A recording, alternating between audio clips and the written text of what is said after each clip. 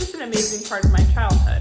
Not having to feel like it's too much of a burden or will change your life forever. Hey everyone, welcome to another video.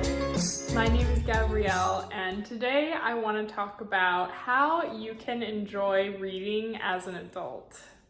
I'm currently 25 years old, and all throughout growing up, I had a major love for reading. It was to the point where on Saturdays, my grandma and my mother would take my sister and I to the library.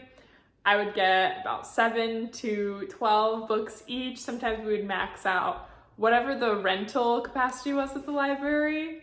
We would get all the books that we could, and then spend the rest of that Saturday reading at least one, maybe two of the books that we got. And it was just a ton of fun. I loved reading, loved experiencing different worlds, meeting new people through the characters in the book. And it was just an amazing part of my childhood. So growing up, that was always the case. That was the habit, reading pretty much every single day. Now, of course, when things got into high school, I had more responsibilities. I was in a lot of after-school activities and sports. And then of course doing my classwork and AP classwork, but there was always time for reading. So what's common for many people is when it got time for college, pretty much all of the reading that I did in my free time just stopped. I don't know if I read even one book throughout all of college because I was so preoccupied with making new friends, getting used to living across the country from my family, living around a bunch of strangers, getting used to the college classwork and courses. And so I can't even recall, honestly, if I read any book throughout those 4 years. And then the subsequent years after I graduated were just kind of, getting used to working life. And at that point, because it had been so long since I read something that I enjoyed and I had only been doing academic reading, I really just didn't have that love for reading that I once did. And so this is why I'm really interested in speaking to anyone who is an adult, who maybe recently graduated especially, and is trying to rediscover that passion or discover a new passion for reading. I have 6 tips for you to help you learn to enjoy reading. I won't be able to speak too much to those who struggle to find time for reading because ultimately that'll be up to you to find those pockets of time in your life, whether it's on the train, on the bus, taking a break from work. So I'm not going to speak to the time that many adults struggle with, but it's other tips. The first one being to identify new genres that you might enjoy. So often I will notice that people really stick to a certain genre. I'm guilty of that myself, especially right now as I'm deep into the fantasy and fantasy romance genre. And I think that can be good, but if you're just discovering that love for reading, you really need to expand your horizons and try new genres. So if you're someone who grew up loving a specific genre, like maybe you read a lot of young adult fantasy books, or again, if you're discovering a new love, try out books in different genres. Some of the popular ones are contemporary romance, fantasy and high fantasy, self-help books, also sci-fi. There are so many great books in each genre that you'd be remiss to not try out a bunch. Now with that though, I will say I would encourage you to start small. That's my second tip. So when you're just getting back into things, there are so many books out there that are so long, like 600 pages. And I would say even like a 500 page and up is what I would consider a long book. So I would really encourage you to start small and stick to books that are around the 300 to 350 pages. If you're a really fast reader, this might be something you could do in one sitting or one day, depending on how much time you have. And for newer readers, this would be easy for you to break down over, a week or 3 days if you want to, have a goal for yourself. These are much easier to accomplish. And if you make it a standalone book that's not a part of the series, that's even better because then you're giving yourself a goal of a shorter book that you complete and you're done with it. You're not left on a cliffhanger or waiting to read the other 5 books within the series. It's just an easy way to get one book down, That way you're not having to feel like it's too much of a burden or that you're taking on this huge endeavor. 3 books that I would recommend. One I'm actually reading right now, but I found it to be such an easy read. It's about 350 pages long, and that is Shatter Me. Another book that I read this past summer is 357 pages long. It's a YA, and that's Fable.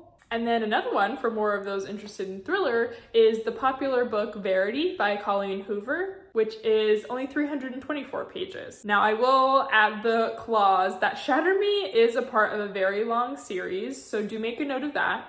Fable is a part of a duology, so there's only 2 books in the series.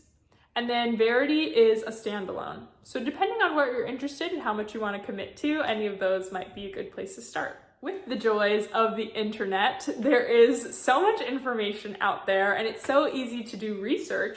So I would recommend as my next tip to find what tropes you enjoy. If you're at all into the bookstagram world or people who post about books on Instagram, you'll find that there are a lot of posts and reels out there recommending books based off of tropes that you might like. An example of what a trope might be is characters that are friends to lovers. Another common trope is caregiving, or when one character has to care for another. Is the found family trope, when the characters may not have a birth family or their birth family just isn't around anymore for whatever reason. And so throughout the book, they're creating family with the people that they come across in their adventure. So I would recommend that you do some research to find which ones intrigue you, and then find books that are within those tropes. I will say it's not always fun to know the trope before you read the book, but for those just starting out, it might be helpful for you to know what you're getting into before you start, your new journey of enjoying reading again.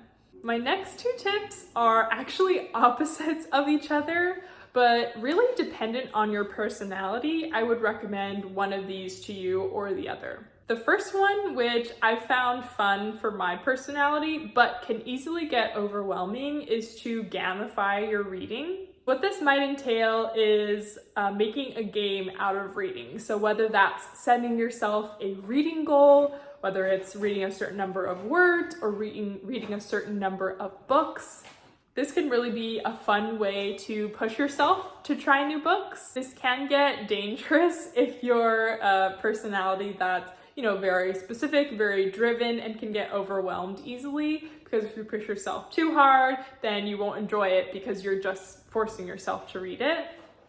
So if you enjoy setting certain goals and accomplishing them, I would recommend this. On the other hand, the opposite tip, which is to release the feelings of guilt around reading or not reading. Of course, reading is super beneficial for you, and so there are a lot of reasons to read, but reading is also really meant to be enjoyed outside of an academic context, and I guess even inside an academic context. The emphasis on reading is to enjoy the content that you're consuming. By releasing the feelings of guilt that you might experience with not reading or not reading enough, this really gives you the opportunity to discover new books that you might like, to take a break when your mind is overwhelmed, and it also gives you the chance to actually think about what books you may want to read in the future, as opposed to only seeing what might be promoted to you at the time. The next tip may be a little bit obvious, but it's of course to try out some of the popular books that you might see on social media.